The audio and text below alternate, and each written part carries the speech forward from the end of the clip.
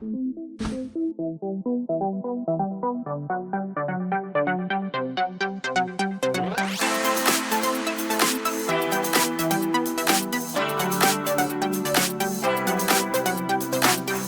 everyone. Welcome to Power Persona Success Academy's podcast session. What if the biggest advantage our children need today is not just marks, not even coaching, but a champion mindset, the confidence to face any exam, any country, or any future? At Power Persona Success Academy, this is exactly what we focus on through our champion mindset and future leader programs, building clarity, confidence, and leadership early so children don't feel lost when big decisions come up.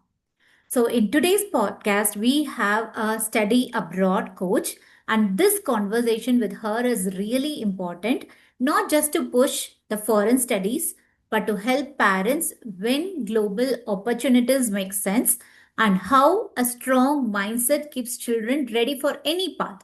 So, listen with an open mind because when a child is prepared from inside, every door becomes possible. So, without any further delay, let's welcome our guest, Dr. Shayani Das, for our wonderful podcast session. Welcome, ma'am. Thank you so much for dedicating your time and helping our parents to understand what a parent should know to prepare their children for any foreign studies.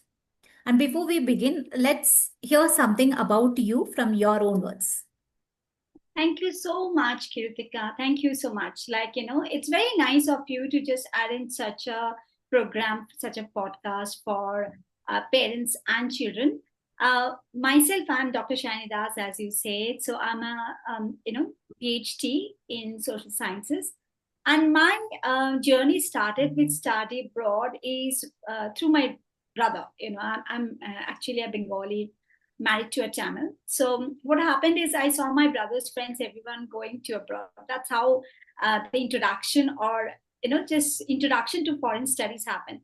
And he changed his course of path and he went to computer sciences and got a job. So he wanted me to follow his friend's path, which he wanted. So that's how I became a part of it. Wow. So it was a push into it, it was a push of motivation, you can say. And he just, charted my path and he said, this is what you have to do. And that's how. So when I just, I went for my PhD, but before PhD, I went for some of the certificate programs in US, in Japan, in Singapore. So, and for my PhD, I went to Australia. So those small programs were actually the feeder program for me, which helped me to understand what is expected when you are going to study for a longer duration and what this all about. So it was a little introduction, then just leaping into a bigger journey, which is PhD is almost about 4.5-5 year journey, which is a long term. So my in between, my brother role was kind of shifted to my fiance that time. He's who I am married to now, Tamil. So my senior in the JNU Jordan University where I studied, and he was also pursuing his postdoctoral research. So that's how it happened. Like both of us teamed up. I went for my PhD. He went for postdoctoral research to Sweden.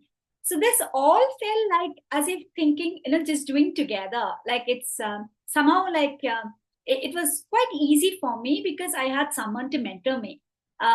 I mean, when I just went from Calcutta to Delhi, it was not my brother, but my role, that mentoring role was taken by my senior and my, now husband. So in that sense, I am very lucky.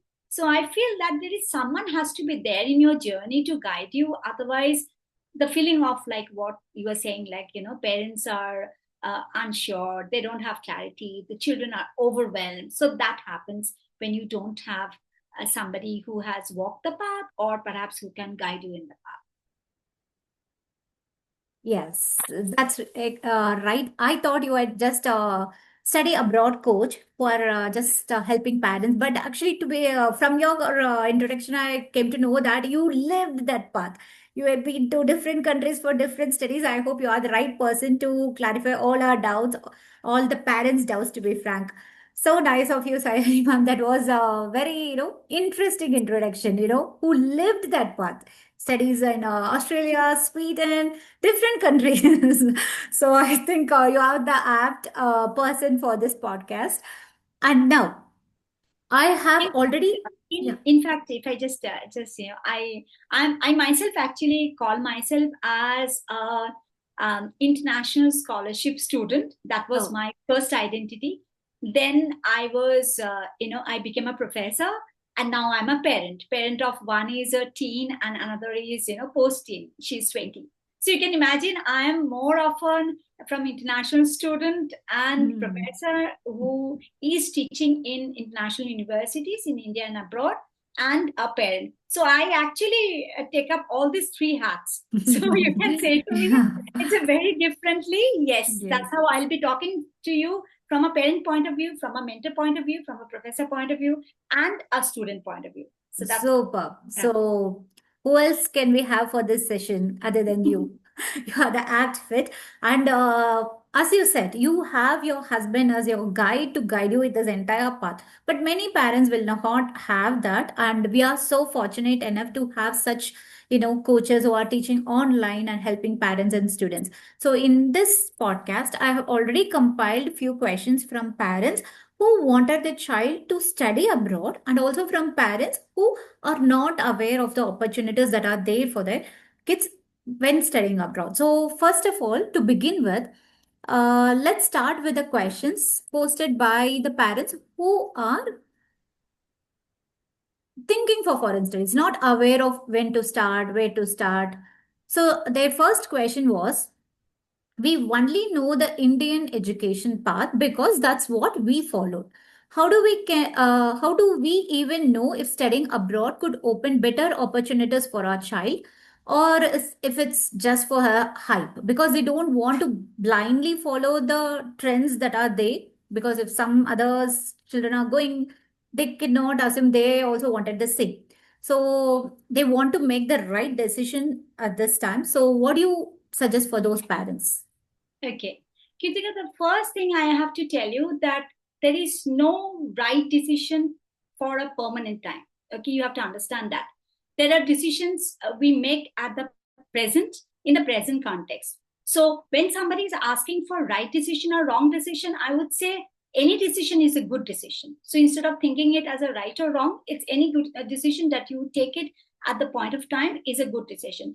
Now, second, moving to why abroad and not in India. Now, if I say to you, I studied in best university in social sciences, which is Jawaharlal University. It's one of the top university in India. So when I studied, I had not known many things before I went abroad. Even my professors and all, they came from, LSE, University of Chicago, Cambridge, and all. They were Oxford professors. But when they were coming and teaching Indian students, they taught like Indian students. They didn't actually bring that international campus to us. Yes, we had a lot of they helped us in getting recommendation letters, which helped us because you need some scholars recommendation to go abroad. But then you don't get actually the word that you are going to get it in abroad. So that's the difference. You may be going to IIT, you may be going to IIMs, you may be going to NITs, you may be having professors like Ashoka and Jindal and all these universities have professors who have been taught in abroad and they're now teaching.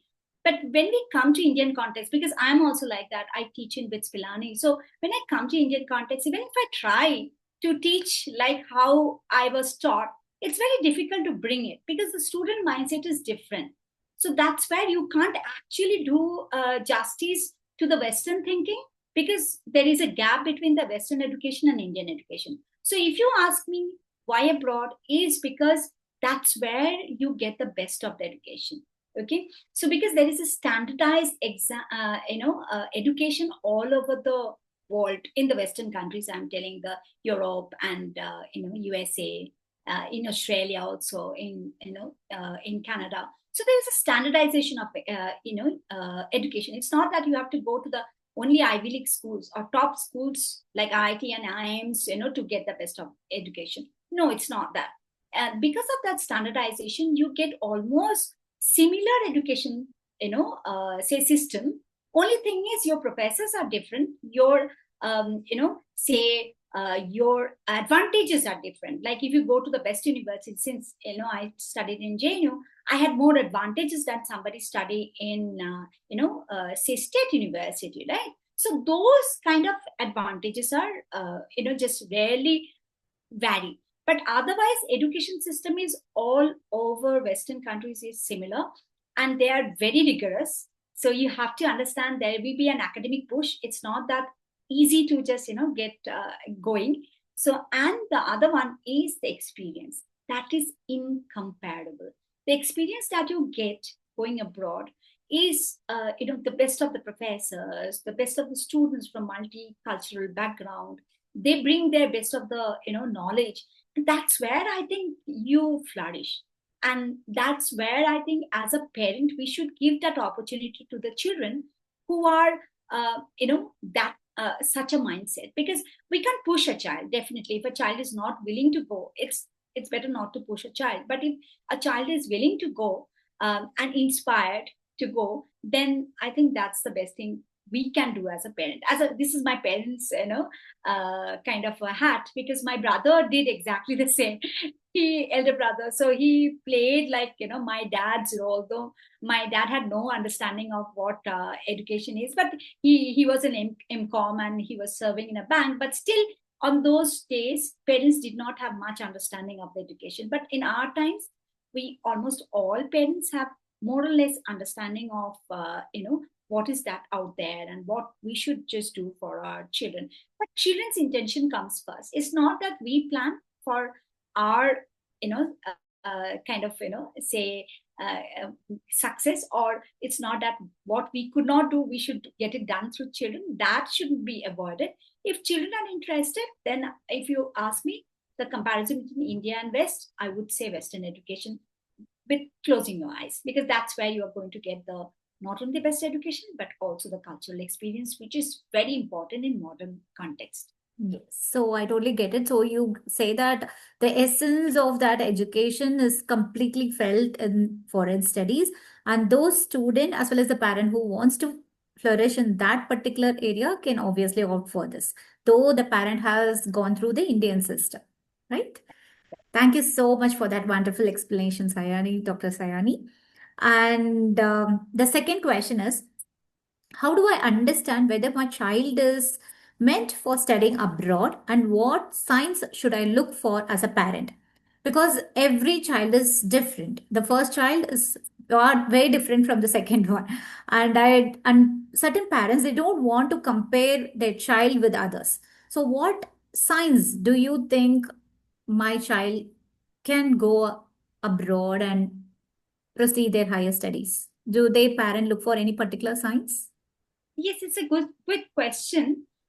Looking for signs, but I think what happens is if you are wanting your child to go abroad, the first is whether you want or not. Okay, because your child is, I think, in a very impressionable time where the child does not have an has not created an interest, right? So you have to create an interest in the child.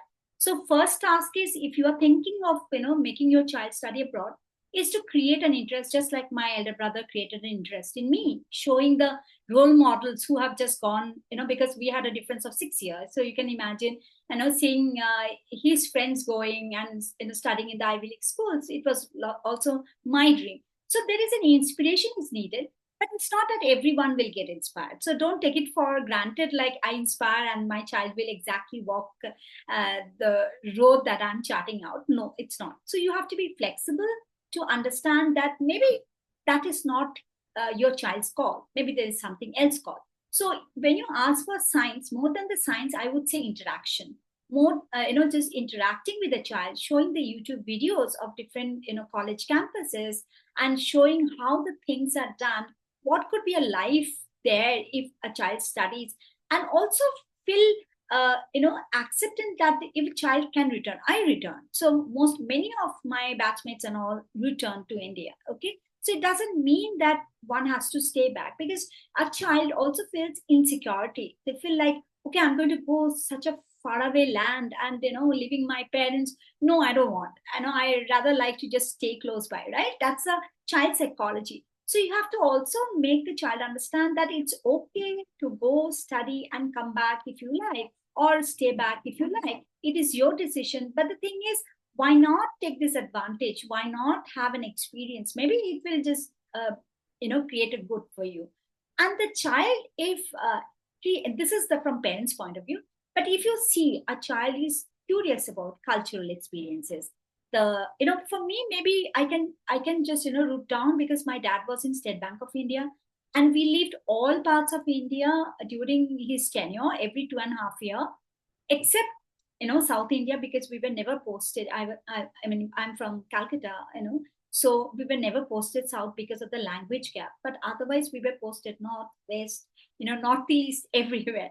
So that, I had such an exposure that going somewhere for 2.5 years and staying and knowing the language and knowing the culture, I enjoyed it. That's why I studied sociology also. So there's a link up there. So if you think the child is curious about other culture, child is kind of loves watching other cultural things, maybe there is a clue that you can take it, like child is ready for it. But if you think the child is very conservative of what the food habit is, how the child is acting, only mixing with the same community people or same cultural people, then I think pushing the child would be too much. Because either you give that exposure, bring that exposure where child changes mind and things like, oh, that's great. Like, until and unless a child gets an exposure, child doesn't know. Like, I had an exposure through my father's bank job, right? Otherwise I wouldn't have known. I would have maybe studied only in Calcutta, not knowing what this abroad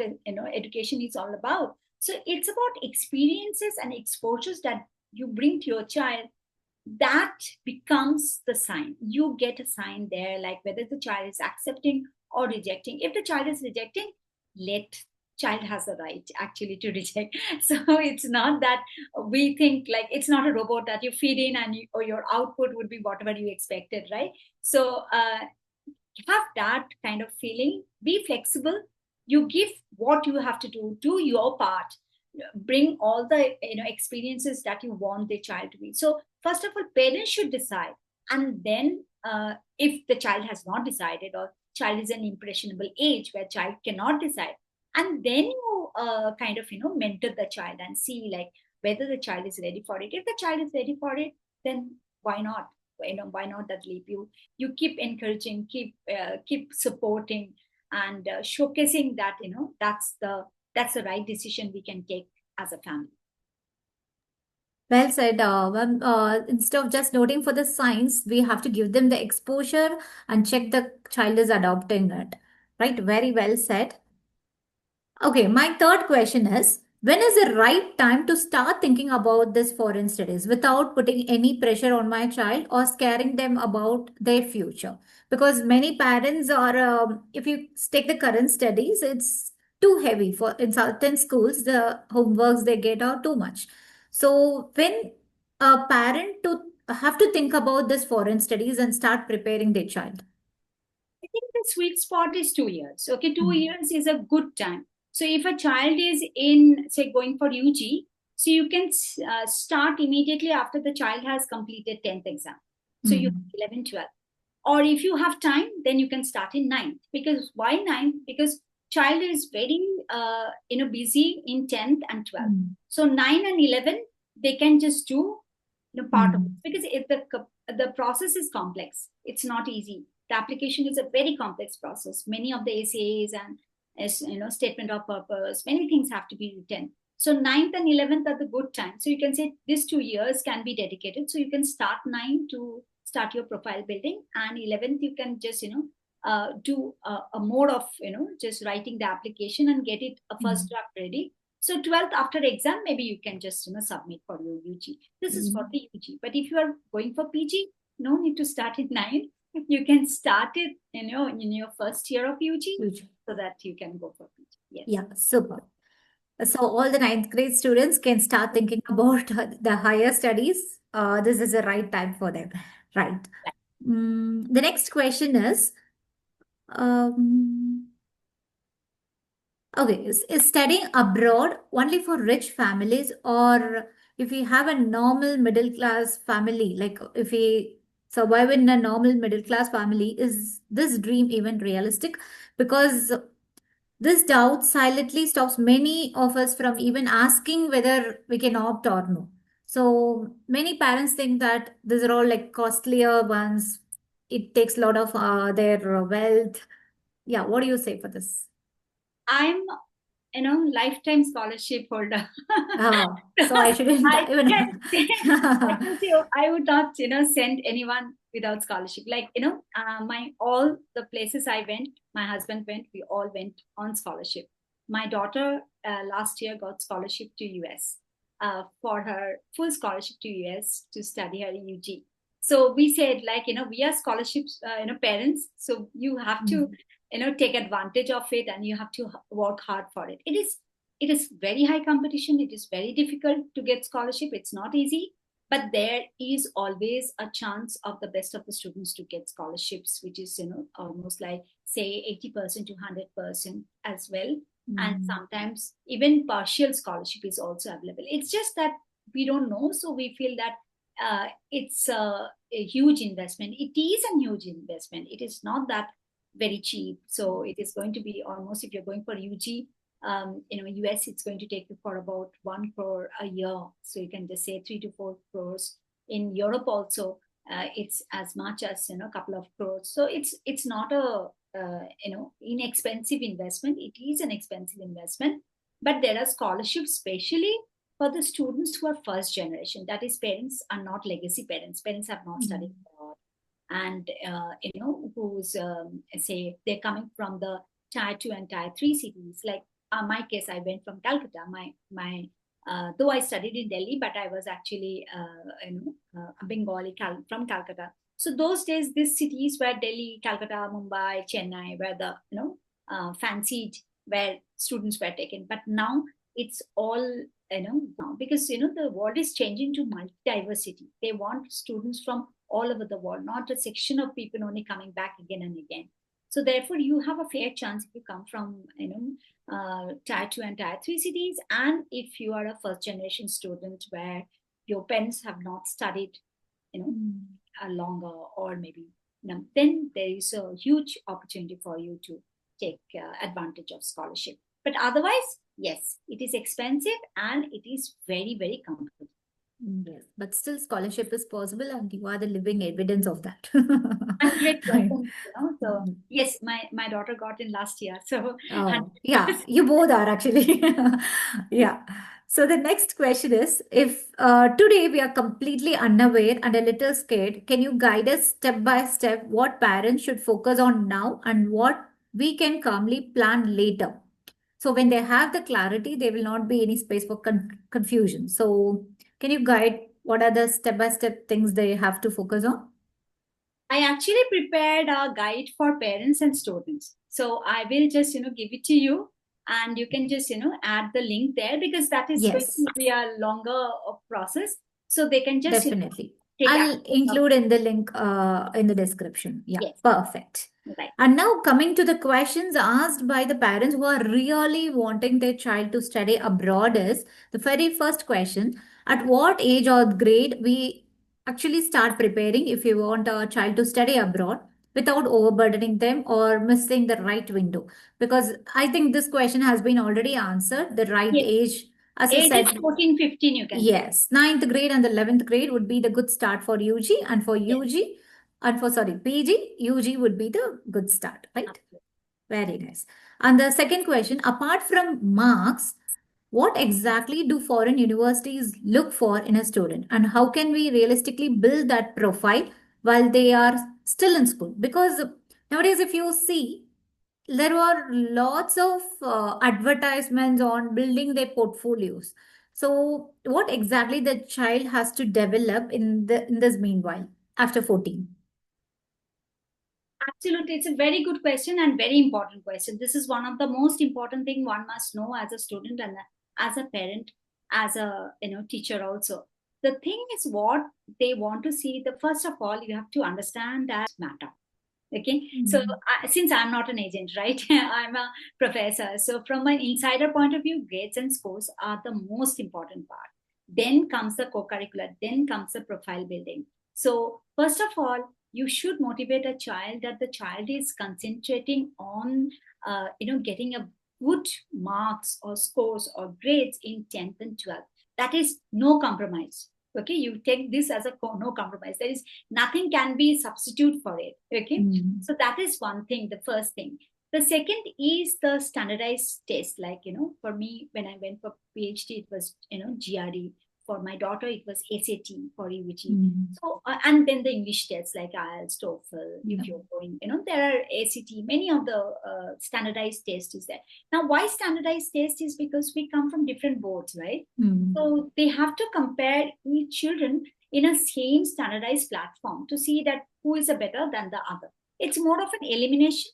You have to understand that it's not about giving admission. It is about elimination. Like agents will say, yes, admission is acceptable because they have that, kind of a contact with the universities wanting them. So they have those. If you are not going through such agents where they may put you in university where it's not big scale, small scale universities where you may not have a good career even after passing out, then you have to understand that grades, exam scores are the most important part and nothing can be substituted, even if your best of the profile will not. Because how admission officers check it, again, since I'm an professor, I understand.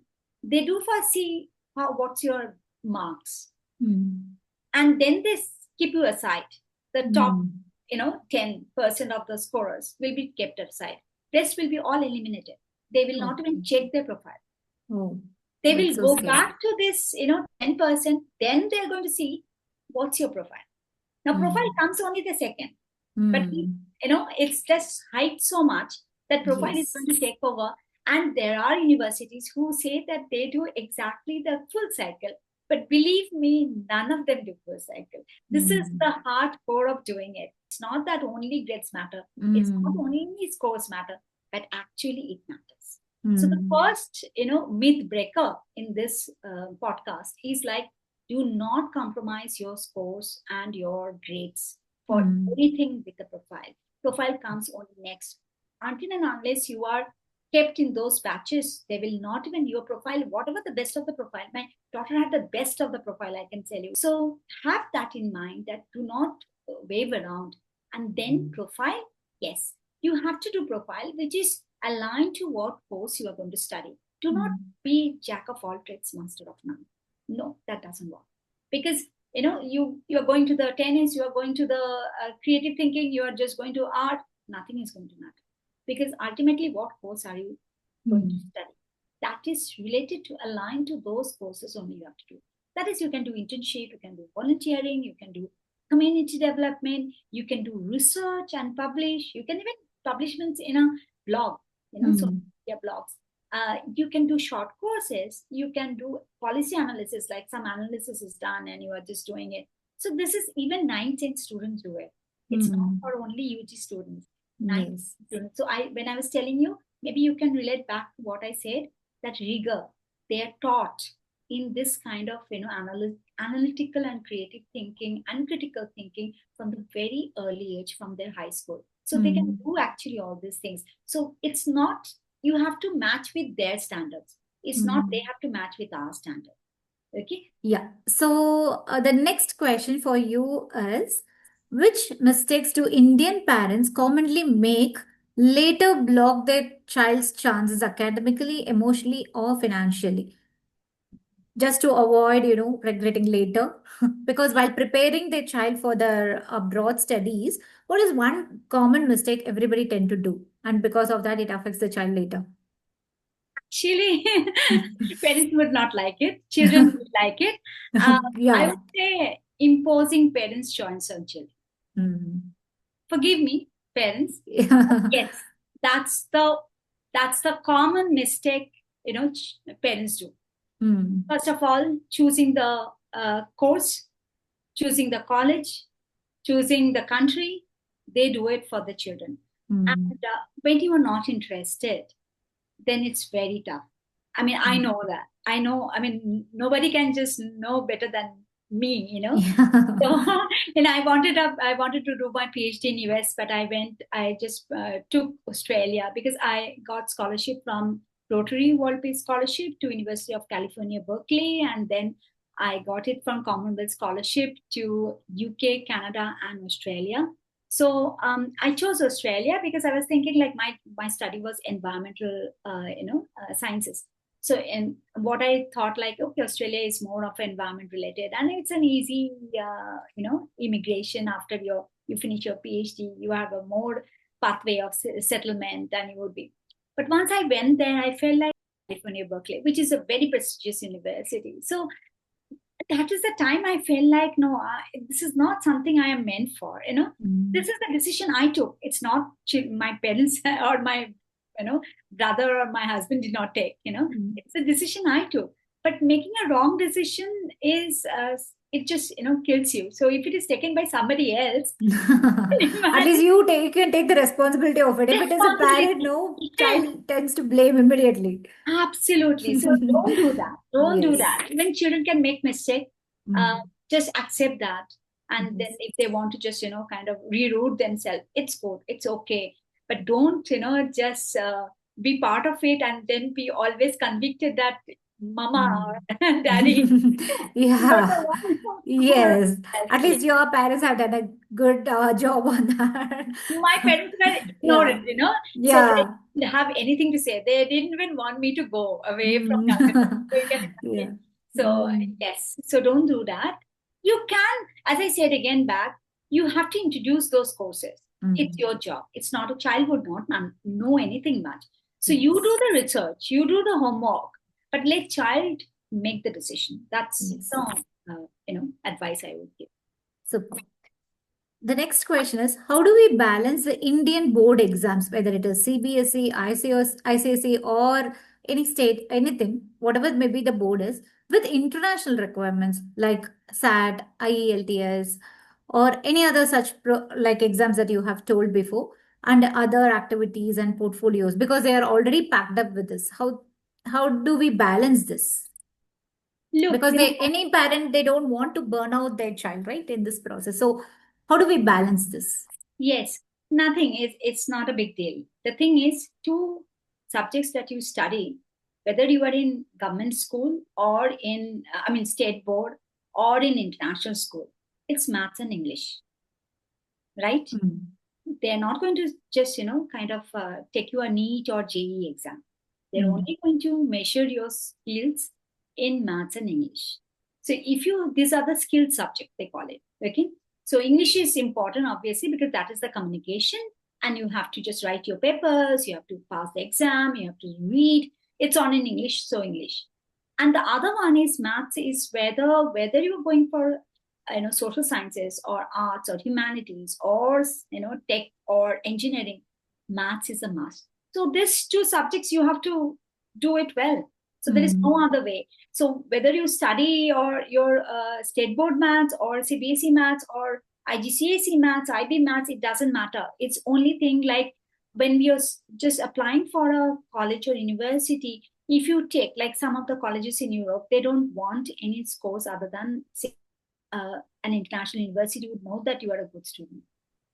Okay.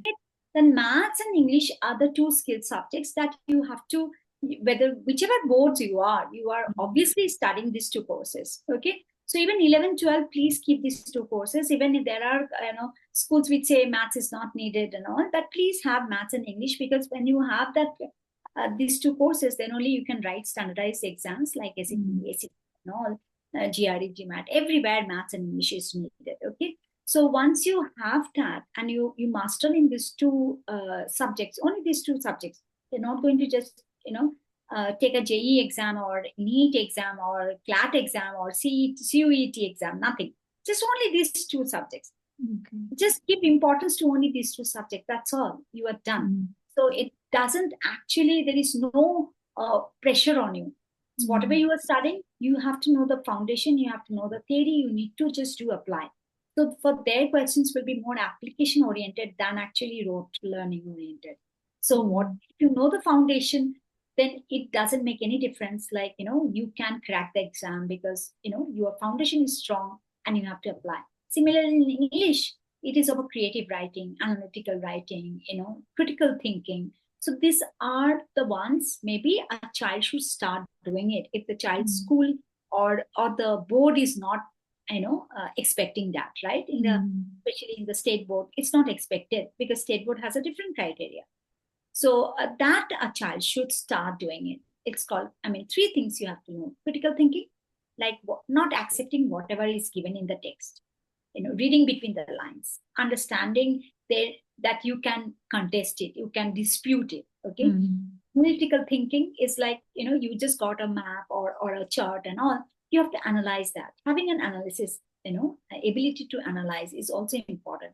And the third one is creatively, writing it in a more of a creative way. It's not because how you get good score, you have to write a analytical essay.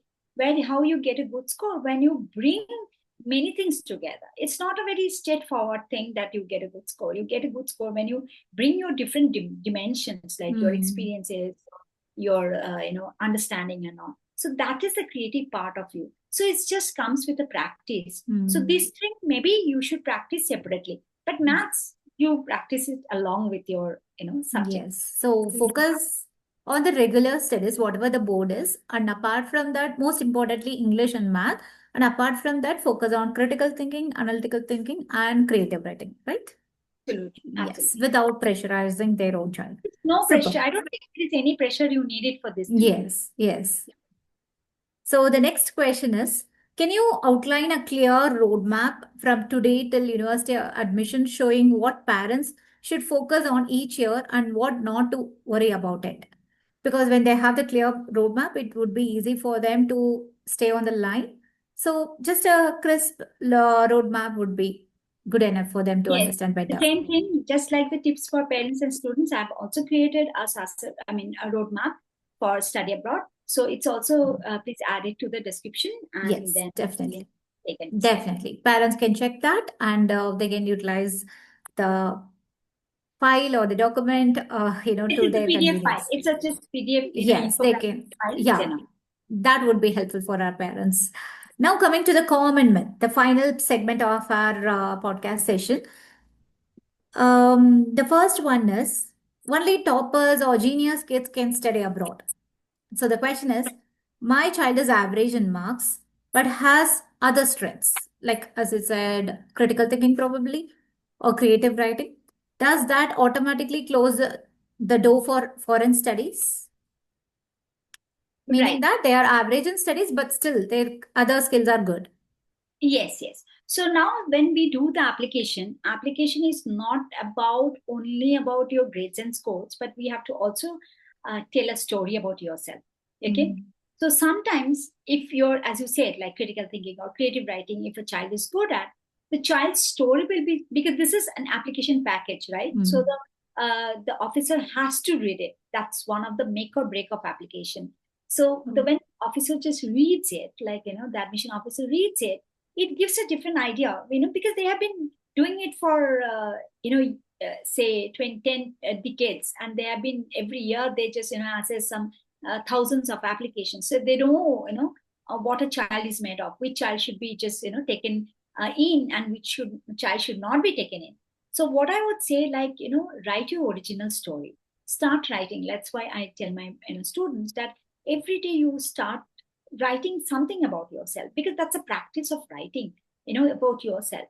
So end of those, when we start, when we write the application, when we have to write something called statement of purpose, that's where we bring all our kind of writings that we have done for many, say a year or more than a year. So that's when we just tie them in.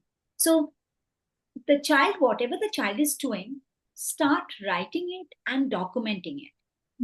Okay? So we are not going to use the entire thing. You will be having a huge pile of documents. No, but the practice itself will just get into the mind. And when the child starts writing the statement of purpose, it will just fall in place.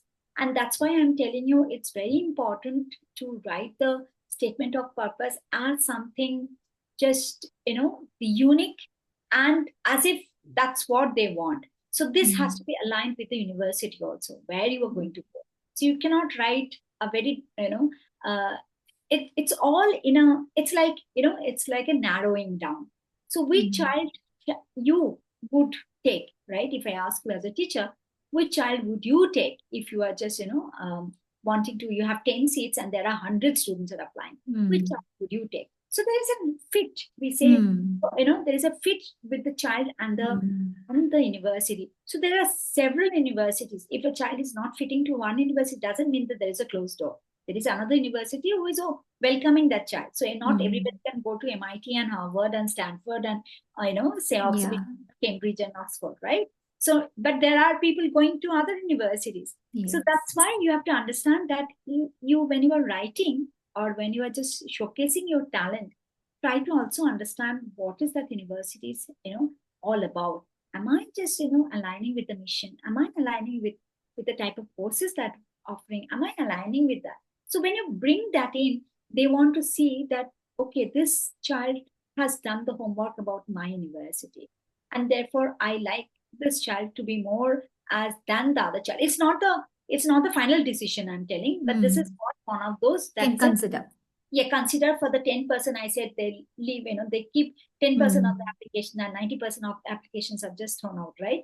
So you get into that 10%, even if you don't have a very high score and good grades. So that's the kind of a hack to get into that 10% pile. And then, yes, if our marks are going low, like average, you can focus on these and get them pushed to that 10%. Yes. Right. Very nice. And the next question is, if my child goes abroad, they may lose values or discipline. So, how can children emotionally and culturally adapt when they study abroad? Because, as you all know, it's a mix of students from different culture. So, many parents worry that will they lose our culture when they go and study abroad? What are your take on this? The first is my portrayal. How do I look? But you are being exceptional. But what about others in general? Okay, all right. So that is again bringing back my experience. One thing I would say, when people just who live in abroad, Indians are more Indian than we Indians in India. Okay? True, that is exactly true. They are more rooted, because I remember, just when I went there, they expected me to be a very, very typical Bengali Indian, rooted in. But when I just, showcase myself, there are same Indian, we have seen. So believe me, your child will sometimes find claustrophobic and thinking like, why are they so Indian? We don't do so much. Yeah, that happens. Yes, it is. And Indians are every country.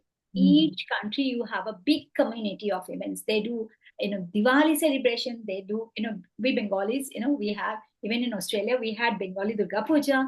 You have Tamil, Malay, Malay temple that, those temple is there. So everything is there. You would not anyway, and you would see flock of parents, children, and those who are living there, Indians are going there. So there is no way of just, not having that link. All Indians, whenever you go to a city, you will be finding Indians. You will, through that person, you will be meeting other Indians. You would know the community. You would be invited in all those kind of, auspicious events. So there is no way that you are going to be any of this. But what the children have it, what I would say otherwise, that they don't stay as Indian alone. They become multicultural. Yes. That's why we are sending our children. If we are wanting our children to be just like us, being an Indian, then maybe it's not the right decision for you to send your child. Until and unless you understand, because when they go abroad, they see the value of their own culture in comparison with other culture. And it's not that other cultures are less valuable. They also adopt some of the very good practices of other culture.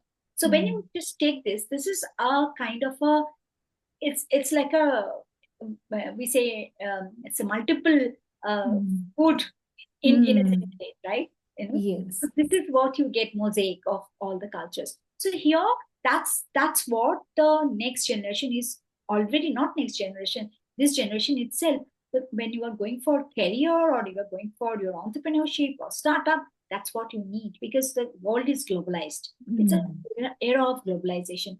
We cannot Yes. only think about, here within Coimbatore where I'm staying, we cannot only think about Coimbatore or maybe a small village. But if you are just doing that, or if your child is that's what wants, then it's okay. It's Yeah. nothing wrong, But It's if you not, are, yeah. yeah, you tell me.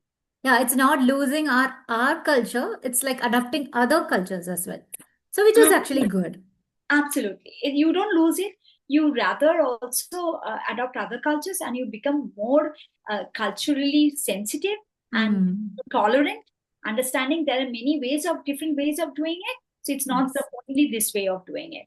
And Yes. and people now also kids are having in the college itself they have many different communities and other cultural Mm. people. So they have that experience. So it's not that it's going to be absolutely new to them.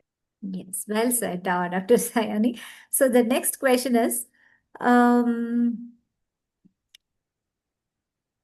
it's too late to think about this now. So, if you are hearing about these foreign studies only now and have already missed the right time, or can we still plan calmly here? Like after they missed it, suppose, say, for example, the kid is in 12th grade and they also already applied for the Indian universities.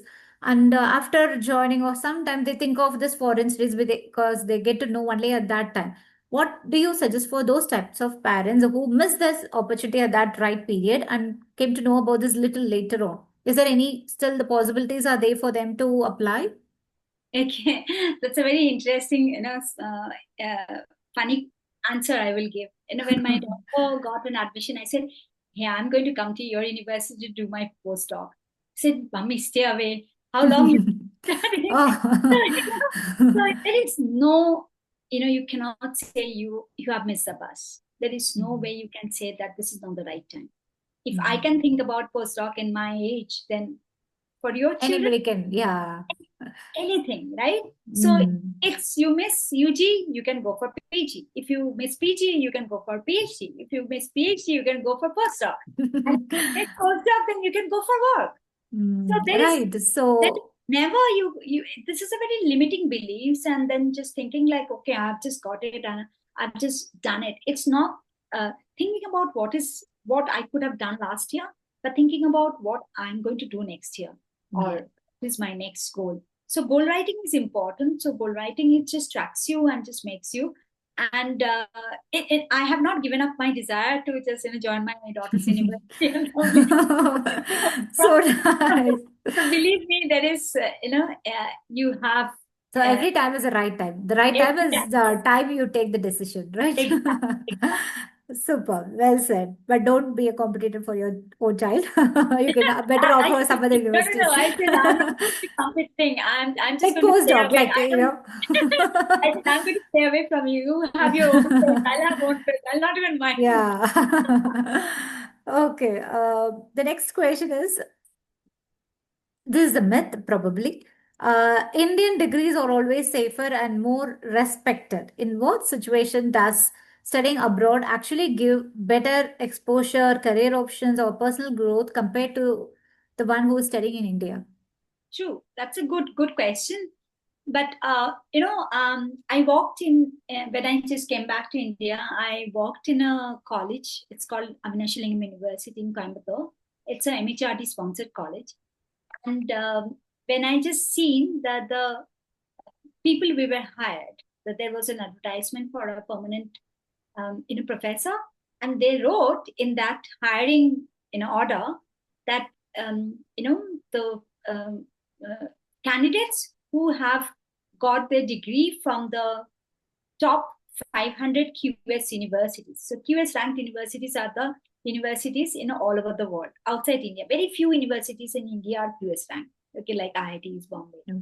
IIT, IIM, and JNU, T school, like that. Very few universities. So I was thinking, a college in Coimbatore, which is a small city, it's just it's a centrally It's funded actually a big college. city now. Coimbatore is becoming a big city. Yes, it's Yeah. becoming, but sense, it is still a tier two, Yes. right? So it's not a tier one city.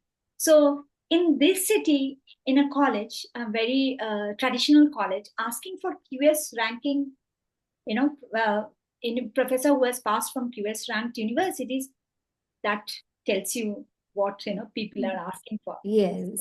Yes, yeah, there is. I would say it's an advantage. So it's not that you are going to just you have to only work there. You can come back and work here.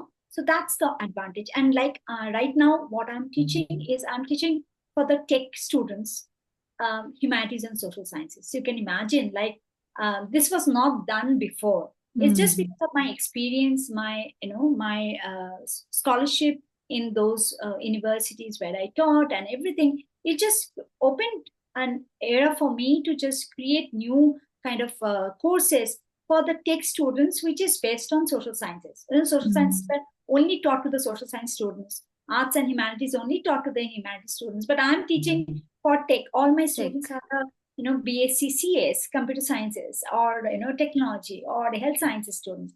So then you feel that there is an age that when you come with such kind of knowledge, experience, and then you translate it, you are always going to be an unique. You are always going to be a person who is going to stand out in the crowd. So whether you want to be standing out in the crowd, or you want to be one among the crowd, is what we have to decide. So it's not that there is no way. I'm just telling that Indian universities degrees are not good.